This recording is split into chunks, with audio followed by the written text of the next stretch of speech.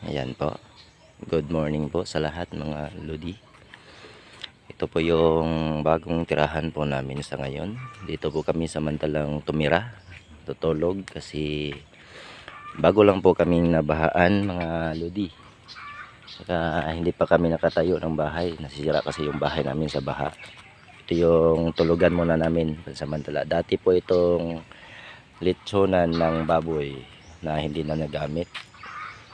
So ito tinakpan lang muna namin ng mga kahit ano na lang basta hindi lang masyadong malamig. At ito yung loob nito. Uy, may nagluluto pa pala dito. Ito yung loob. Ay, ito may bintana pa sa taas oh. Malaki. Ayan. Ito yung saingan muna namin sa ngayon. Dito kami nagluluto. Yan yung higaan. Nasa lapag lang po mga idol. Ayan. Sa lahat po ng sino may magandang loob dyan, mabusilak na puso. Kahit kunting tulong man lang po, malaking tulong na rin yan sa amin.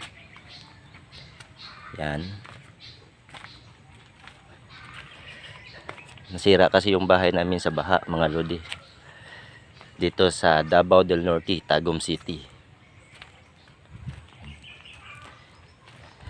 Paikot yan. Puro lang yan, mga yung mga namin. Para lang makatulog lang kami. Yan. Yun doon yung bahay namin nasira. CR na lang yung natira. Diyan yung bahay namin nakatayo noon. Ngayon, dito na muna kami sa litsunan na hindi ginamit.